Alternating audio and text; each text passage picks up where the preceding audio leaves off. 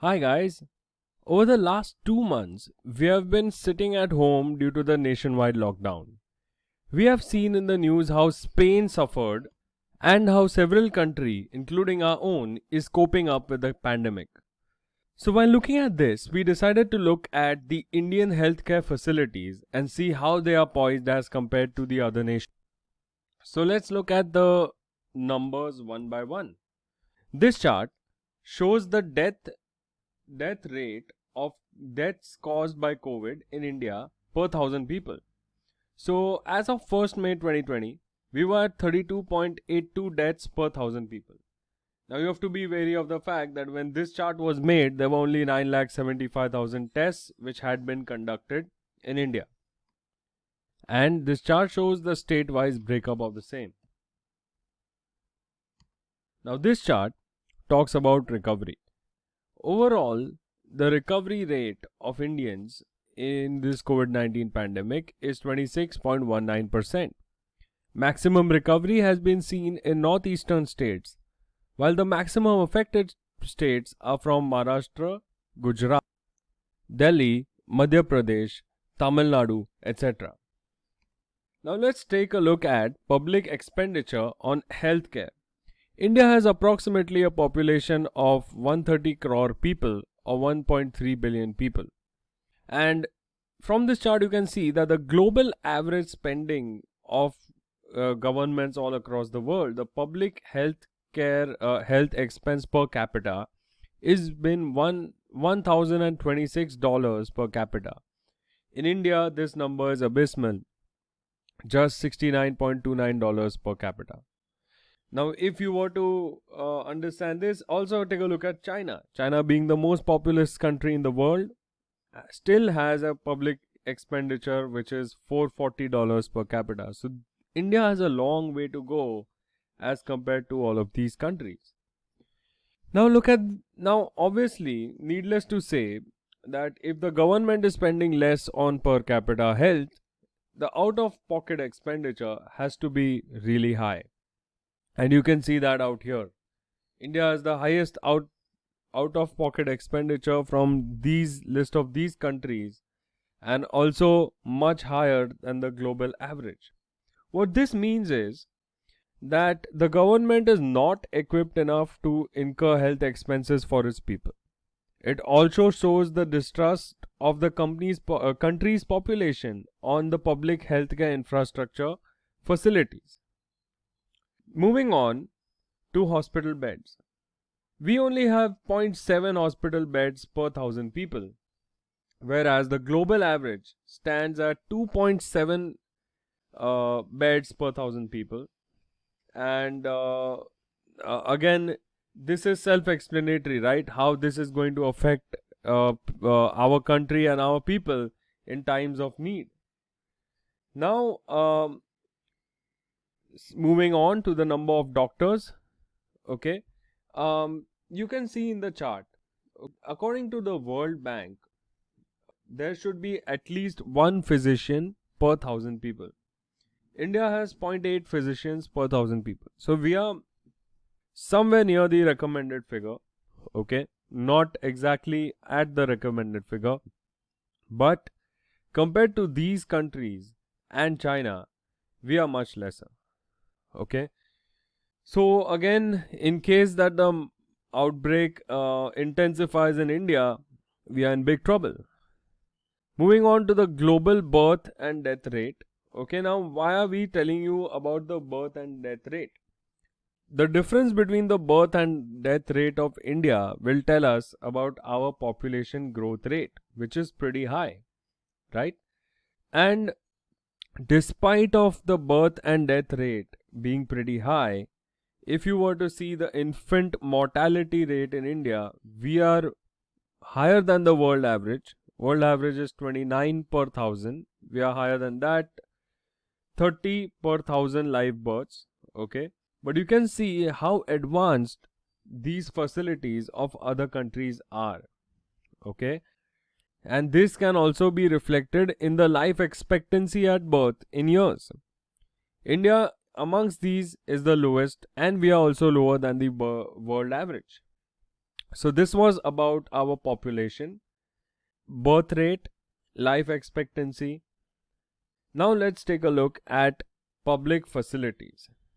Now in your screen there is a chart of public facilities that are there, the medical infrastructure of the country in every state. Now these can be primary health centers, community health centers, sub-district divisional hospitals, district hospitals, etc. And you can see which states have the maximum. Maharashtra's Uttar Pradesh has a very high number of public facilities, but then if you were to find out this on a per capita basis, it would be much lesser because the population of Uttar Pradesh is very high. Maharashtra also has a very high number of public facilities. Now, according to the Niti Aayog's report on the health index, which was released in 2019, amongst the larger states, Kerala, Andhra Pradesh, and Maharashtra are the best performing in terms of healthcare facilities offered, whereas Odisha, Bihar, and UP are the worst performing. Amongst the smaller states, Mizoram and Manipur perform well, but Arunachal Pradesh and Nagaland perform worst in terms of healthcare. Amongst the union territories, Chandigarh has the best healthcare facilities, whereas Daman and Diu has the worst.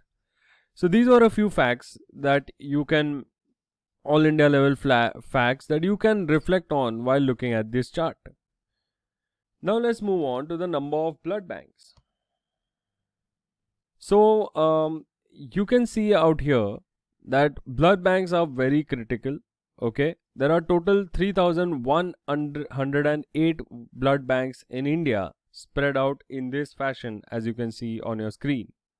Now this is a very bleak number, and again it will prove to be insufficient in the time when if this pandemic escalates badly in our country. Also, let's take a look at the government hospitals that are there in India and the state-wise distribution. Okay. Now, while Uttar Pradesh and Karnataka boast of having the highest number of government hospitals, the northeastern states and the union territories appear to be in a horrible situation.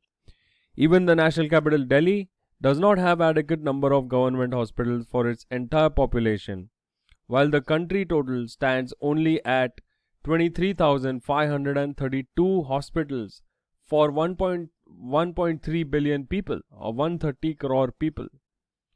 Similarly, if you were to look at government hospital beds and union territories, this chart just gives you an idea. So, this is a state-wise breakup of the public expenditure on health per capita. So you can see which state is spending maximum on its people, okay, on healthcare facilities, that is, okay. And here you will see a very strange thing, that on a per capita basis, the expenditure that has been incurred in union territories is pretty high. But this result is clearly not visible in the charts that we saw above, right? Whereas the presence of number of public facilities, government hospitals and all is still better in the states rather than the union territories. Now let's talk about the main issue which is there at hand, the small amount of expenditure that the Indian government is incurring on public health care, including the healthcare infrastructure and facilities. Here you can see that India is spending a very small, just 3.53% of our GDP on public healthcare, whereas the global average figure stands at 9.9%. So you can see from all of this that India appears to be sitting on a ticking time bomb. The combination of high population and low healthcare facilities are proving to be a major hurdle for the government, and we can only hope that if this situation doesn't escalate, and all of us remain safe in our country. Another food for thought for all of this, through all of this, is that what all is required in order for us to be prepared next time, God forbid, next time that such a pandemic or any such emergency like situation creeps up in our country. So I hope this video made it clear where the drawbacks are in our country and how much we need to buck up as compared to other countries in the world. And I hope you guys gained good knowledge from this video, and I would urge you guys to like and follow us. If you want to check out this in an article form, it's there on our website, themoneyroller.com. The link to this article will also be given in the um, video description. You can go and check it out.